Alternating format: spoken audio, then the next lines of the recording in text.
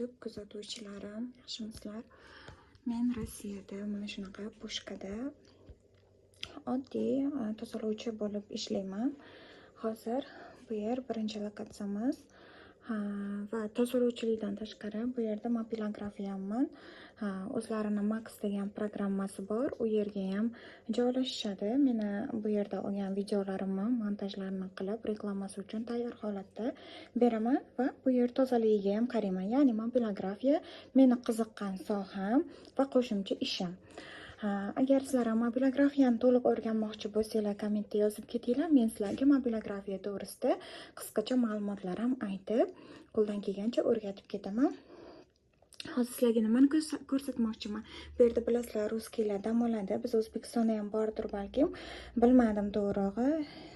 Chunki men kulgili bo'lsa ham aytaman, men basseynlarga borib cho'milmayman, chunki suzishni bilmaganligim uchun. Bunaqa joylarda to'g'rig'i Rossiyaga kelib ko'rdim. Xo'p. Qaranglar, mana shu atmosferani yaxshi ko'raman. Bu yer parelka, bu yerda issiq har doim 80 gradus bo'ladi.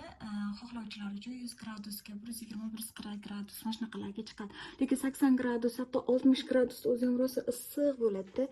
Xo'p, bu yerda atmosferasi deganimda qaranglar, mana yerda o'tirib, mazza qilib, cho'milib, mana yerda tomosha qilish yoqadi menga. U yerda shashlik qilsa ham bo'ladi. Hamma sharoit bor ya'ni bu yerda. Hozir tashqarida qorligi uchun ko'zimga rosa chiroyli ko'rinib ketdi. Tezda videoga olay deb videoga olib YouTube kanalimga qo'yapman.